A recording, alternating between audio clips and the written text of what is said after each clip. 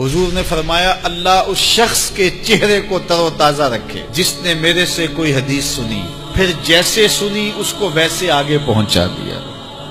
اور آقا کریم نے فرمایا بعض بات سنانے والا اس پر اتنا پہنچ کے عمل نہیں کرتا جتنا پھر سننے والا اس کے اوپر عامل ہو جاتا ہے۔ تو جب حضور نے دعا دی ہے کہ اللہ اس شخص کے چہرے کو تر و تازہ رکھے جس نے میری حدیث کو، میرے فرمان کو سنا اور ایسے ہی آگے پہنچا دیا، تو پھر موت کی سختیاں بھی اس کے چہرے کی تر و تازگی ختم نہیں کر سکتی، پھر قبر کے لمحے بھی اس کے چہرے کی تر و تازگی کو ختم نہیں کر سکتے۔ حشر کے دن لوگوں کے چہرے مرجھائے ہوں گے، جس کو رسول اللہ کی دعا ہے اس کا چہرہ اس دن بھی تر و تازہ ہو۔ تو حضور علیہ الصلوۃ والسلام کے فرامین کو سننا، دیکھیے جو تفصیلی علوم ہیں ان کو حاصل کرنا، سیکھنا، یہ ہر ایک کے لیے فرض نہیں ہے، لیکن جو ضروریات دین ہیں ان کو سیکھنا یہ فرض عین ہے،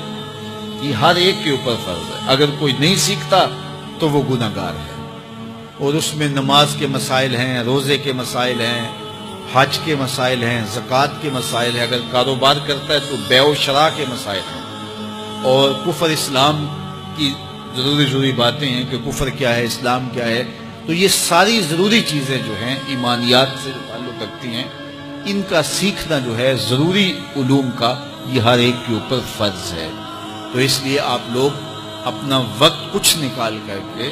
جو ہے وہ اس کے لیے صرف کریں، اور ضروریات دین سیکھنے کے لیے کچھ فرصت کے لمحے نکالیں۔ لوگ کتنے طویل ڈپلومے کرتے ہیں، کاروبار سیکھتے ہیں، کن علوم میں مہارت ہے جو ہمارے لیے بالکل غیر ضروری ہے۔ کسی نوجوان کے پاس بیٹھ جاؤ نا تو وہ تمہیں بتائے گا کہ کس کرکٹر نے کس میچ میں کتنے سکور کیے تھے، لوگوں کی یہاں تک معلومات ہیں،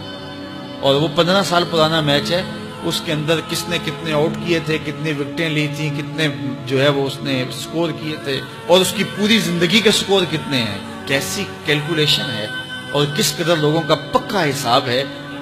یہ وہ چیز ہے جس کا نہ دنیا میں فائدہ نہ آخرت میں فائدہ، لیکن دلچسپی ہے نا، جس چیز سے دلچسپی ہو تو وہ چیز خود بخود ازبر ہوتی چلی جاتی ہے۔ دلچسپیاں انسان کو جو ہے وہ کسی چیز کو یاد کرنے میں مدد دیتی ہے۔ ایک عرب شیخ کہہ رہا تھا کہ ہم ماضی میں پڑھتے تھے کہ ہمارے اسلاف، ہمارے بزرگ ایک رات میں پورا قرآن ختم کر لیتے تھے، تو وہ کہتا ہے میں سوچتا تھا کہ ساری رات قرآن بندہ پڑھتا رہے تو کس طرح ممکن ہے؟ تو کہتا ہے میں اپنے بچوں کو دیکھتا ہوں کہ وہ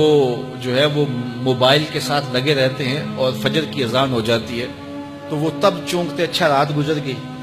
تو میں کہتا ہوں نوجوان کی دلچسپیاں کچھ اور ہیں، اور وہ بھی اس شغف کی وجہ سے ایسا کھبا کہ رات گزر گئی اور اس کو پتہ ہی نہ چلا۔ تو جن کو قرآن کا نشہ ہو گیا تھا ان کی ساری راتیں قرآن میں گزر جاتی تھی، اور ان کو پتہ ہی نہیں ہوتا تھا کہ رات بھی گزر گئی ہے، اور اذان ہوتی تو پھر پتہ چلتا کہ اچھا رات گزر گئی ہے۔ تو یہ شوق اگر پیدا ہو، شوق تو دیکھیے یہ گیموں کا پیدا ہو جائے، کھیلوں کا پیدا ہو جائے، تو وہ انسان کو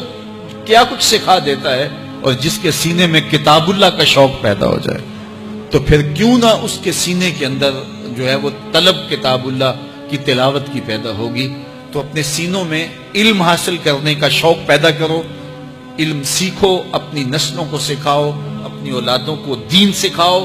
اپنی اولادوں کو نماز کا خوگر اور عادی بناؤ، ان کو کھینچ کے نماز کی طرف لے جاؤ،